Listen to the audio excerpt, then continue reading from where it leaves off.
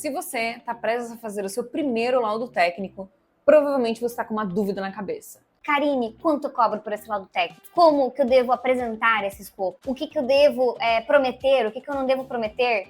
Se você está com esse tipo de dúvida, fica comigo até o final desse vídeo. Eu sou Karine, engenheira civil, e criei este canal para te trazer conteúdo de engenharia civil, mas principalmente de engenharia diagnóstica. Geralmente, quem está nesse momento da vida, né, de fazer aí o primeiro orçamento, o primeiro laudo, vai cometer algum desses dois erros. Ou vai cobrar muito barato, com medo de que, enfim, não tenha conhecimento técnico suficiente, então vai cobrar barato porque a pessoa sabe que ela tá pagando barato mesmo, ela fez orçamento com outras pessoas. Ou segundo, vai cobrar no achismo. Ouviu uma pessoa falar, ouviu outra pessoa falar, às vezes nem era do mesmo serviço que ele tá orçando agora, mas acabou ouvindo, acha que é algo, né, chuta que é algo ali naquela faixa, mas acaba ou cobrando muito barato e vai sair no prejuízo, ou acaba cobrando muito caro e acaba perdendo o orçamento, acaba perdendo a oportunidade de fazer esse laudo, porque viajou na maionese quanto ao valor que deveria cobrar. E ambos os cenários são muito perigosos, porque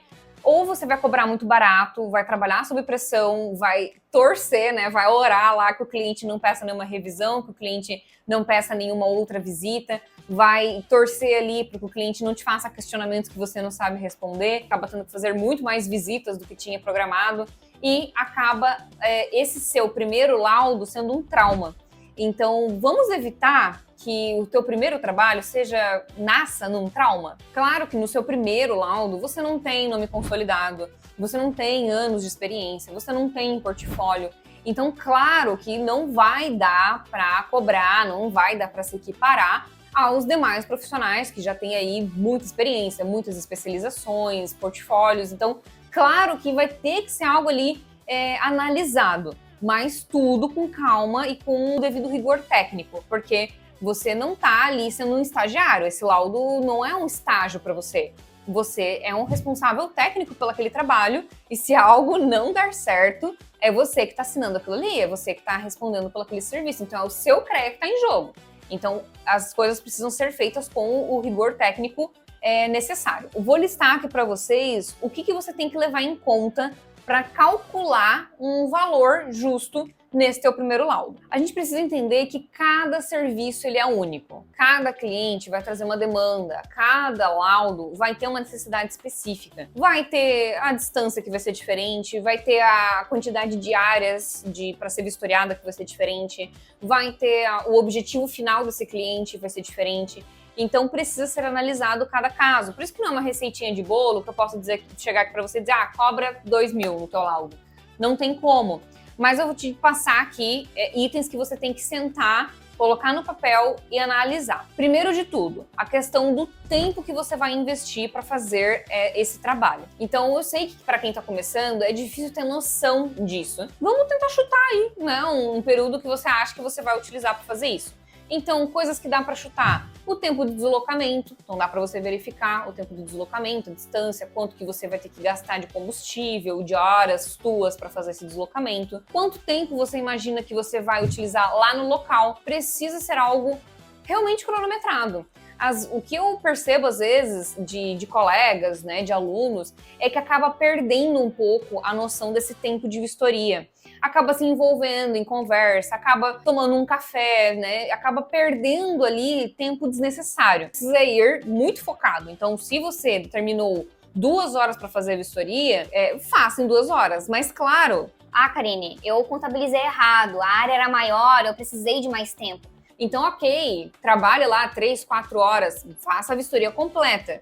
Faça a vistoria em todas as áreas que era para estar dentro do teu escopo. O erro do cálculo da dedicação do tempo foi tua.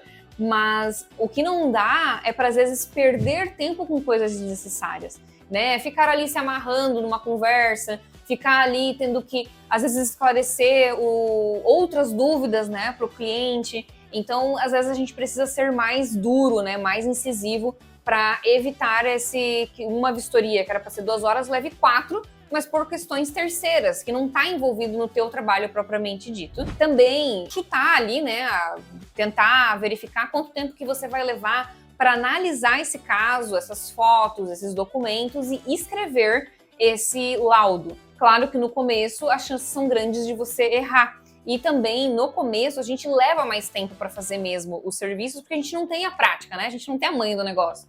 A gente não sabe ainda onde buscar direito a informação, a gente não tem... teve um laudo que eu fiz uma defesa parecida, teve, né, um cliente que tinha um problema parecido, então já vou pegar lá o que eu peguei de defesa, de literatura, de argumentação. Então, no começo a gente não tem isso, então a gente acaba levando mais tempo. Então já deixa ali um chorinho a mais nesse tempo que tu imagina que você vai utilizar para fazer esse laudo, para redigir, né, para elaborar esse material técnico. Determina sim um tempo de conversa com o teu cliente. Então, por exemplo, uma coisa que sempre tem nos meus orçamentos é 1 hora de conversa com o cliente. Porque às vezes vai precisar de uma videochamada para esclarecer alguma dúvida, ele vai querer que você converse com o advogado dele. Então, às vezes é só uma ligação mesmo, às vezes é uma chamada de vídeo, às vezes é uma ida no local. Aí, se tiver que voltar no local, eu sempre deixo claro que tem daí um custo extra de visita extra. Então, se for algo, né, extra, que não estava incluso, né, foi uma demanda extra, o cliente precisou ou viu que tinha um outro problema e quer que eu acrescente nesse mesmo laudo, então já deixa ali uma observação que vai ter um custo de visita extra. Para calcular daí o custo, você vai precisar determinar um valor dessa tua hora técnica. E aí é outro momento de dificuldade, né? Existem documentos do IBAP, do CREA, que falam aí de algum valor, né, para você colocar na sua hora técnica. Geralmente fica na casa dos 400, 450, mas isso é meio ilusório, tá? É difícil conseguir chegar nesses valores de hora técnica, só se for realmente um problema muito específico, uma coisa muito urgente, muito perigosa, para a gente conseguir, né, entrar nessa casa aí de valor de hora técnica para laudo. Mas eu diria que geralmente aí fica na casa dos 200, 250 a hora técnica do laudo. Você que está começando, você que quer fechar essa parceria, pode, né, dar uma reduzida às vezes nesse valor. Outra também, porque como a gente falou, né, você não tem a experiência, o portfólio, enfim, então você quer isso, né? Mas também não vá prostituir o mercado, né? Vamos fazer aí um valor de hora técnica minimamente aceitável, né? Minimamente justo. Então, pelo menos uns 150, 120 reais a hora técnica para você estar fazendo um orçamento minimamente justo, assim, né? Com as demais concorrências. E claro, gente, incluir os custos obrigatórios. Você vai ter que emitir RT, então vai ter o custo da RT, que é atualmente de R$ 108,86, se eu não me engano. Então, você vai ter o custo do RT. Dependendo da área, né? Se for uma área maior, algo que envolva mais custo, né? Então, o preço da sua RT vai subir. Esse 108 é o mínimo, né? A taxa mínima. Vai ter os teus custos de deslocamento. Então, vai ter gasolina, vai ter pedágio, vai ter almoço, porque se você ficar o dia fora, você vai ter que almoçar na rua. Isso você tem que colocar na conta, né? Você vai ter que almoçar, você vai ter que, às vezes, lanchar, você vai ter que comprar água, então você precisa colocar esses custos na ponta do lápis. Às vezes você vai precisar pernoitar em algum lugar, então o custo do hotel, a estadia, tá? Então você precisa realmente levar isso em consideração. Questão de imposto, gente. Sempre lembrem do imposto. E o imposto para serviços de engenharia, ele é um imposto pesadinho. Então levem isso em consideração também. Façam tudo certinho dentro da lei. Eu sei que é um saco que a gente paga muito mais do que deveria, né? Que não deveria ser tudo isso tirado, né, de nós, trabalhadores, empresários, mas fazer o quê? Quem tá no jogo tem que saber jogar conforme as regras do jogo.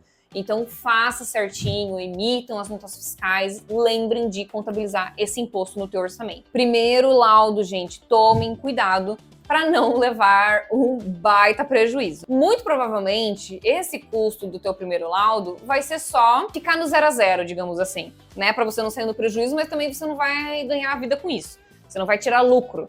Mas já vai ser ótimo para você ter um portfólio, ter aí um material para você poder mostrar para outros clientes, né? Até talvez seja algo bem importante você mencionar isso em contrato, tudo, né? Que esse trabalho pode ser utilizado de portfólio. E antes de eu entrar aqui num bloco estratégico, né, para você pensar nisso na hora de você fazer o teu orçamento, na hora de você buscar esses serviços, lembro você que eu posto os vídeos aqui neste canal a cada 15 dias, nas quartas-feiras às 11h45. Mas tem muito vídeo aqui nesse canal, então provavelmente vai ter um vídeo que vai trazer aí uma resposta para uma dúvida que você tenha. E se faltou, deixa aqui nos comentários uma dúvida que você está buscando, um conteúdo que você precisa, que o quanto antes eu me preparo e trago aqui para você. Uma questão estratégica, gente, nesses primeiros laudos, nesse primeiro trabalho, busca algo que você domina. Então, por exemplo, Karine, eu já trabalhei alguns anos com pré-moldado, né, na obra ou em projeto. Poxa, então tenta pegar algo nessa linha, né? Um laudo de pré-moldado, de manifestações patológicas de pré-moldado, ou algum erro de execução. Não vai pegar algo, por exemplo, um laudo de fachada, né? Ou reparo estrutural, sendo que você nunca viu, sendo que você não tem essa experiência. Ou se chegar para você e você não quiser negar, faz já uma parceria. Já vai atrás de um profissional para fazer essa parceria, desde o momento do orçamento. Né, já faz um orçamento pensado com outra pessoa, para daí se fechar, você tem esse amparo e também você não coloca o outro profissional numa situação delicada, né? Porque já aconteceu comigo de pessoas me buscarem e falar assim: Karine, eu fechei um serviço de inspeção predial, mas eu não sei direito o que fazer, eu tô perdido, eu tô com medo, eu tô assustado, pode me ajudar? O meu orçamento ele ficou bem baixo, tá? Então eu vou conseguir te passar um valor X. E é tipo, às vezes, irrisório, é um valor que não paga nem os meus custos para me deslocar pro local. Então não coloca colegas, né, profissionais de profissão nessa situação.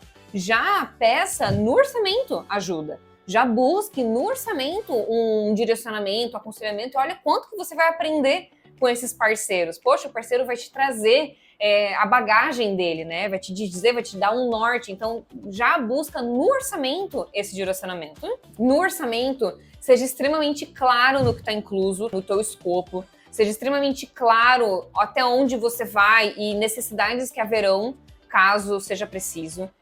Deixe extremamente claro que você vai investigar, mas que não é certo que ele vai estar correto. Então, jamais diga frases do tipo, você tá certo, é causa ganha, o fulano tem que te pagar. Não, porque já aconteceu comigo várias vezes. De eu mudar de diversas vezes de lado. Eu tô fazendo ali, né, tô vinculando o histórico, fazendo o diagnóstico, e eu mudo várias vezes de lado.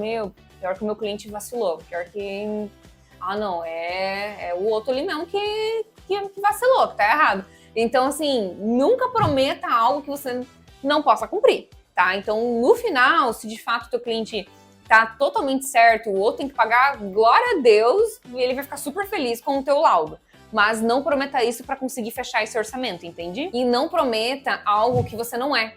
Especialista em inspeção predial, especialista em impermeabilização, especialista em reparo estrutural. Eu já vi N pessoas colocar isso no Instagram e depois vir desesperados atrás de mim, querendo consultoria para prestar determinado serviço.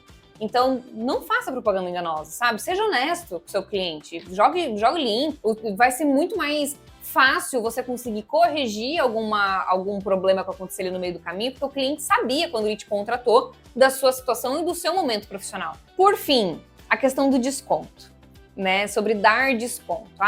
Às vezes a gente é pressionado, tá, gente? Às vezes não, na grande maioria das vezes. O cliente vai vir e vai vir forte. Porque eu tenho outros 2 orçamentos aqui que ficaram na casa de tanto. Você consegue reduzir para isso? Nesse momento, gente, a gente precisa ser estratégico, a gente precisa responder de maneira devida.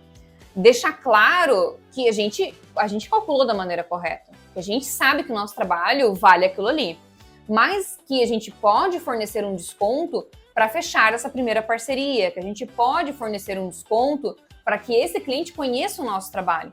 Deixar claro que aquilo ali é custoso para ti. Que tu não tá... não, então tá bom, tira R$1.000. Né? Não. Deixar claro pro teu cliente que aquilo ali tem um custo sim, que você tem ciência do qual que é o valor do seu serviço e que você tá se prejudicando um pouco para conseguir abrir, né, essa porta de possibilidades e oportunidades com esse cliente, mas que os futuros orçamentos não vão ser assim. Pode dar sim descontos viáveis, né? Não é tirar 30% do valor, porque realmente aí vira piada. Tá, então realmente tu calculou super errado o teu orçamento. Mas dá descontos viáveis e deixando claro que você tá dando esse desconto por motivos X e Y, tá? Não simplesmente, não, claro, vou aqui tirar o que você pediu e vou bater o orçamento dos demais. Então, ser estratégico aí nessa lida aí com os clientes. Espero que você tenha gostado desse vídeo, espero que eu tenha esclarecido, né, esses medos, essas dúvidas, esses receios do primeiro laudo.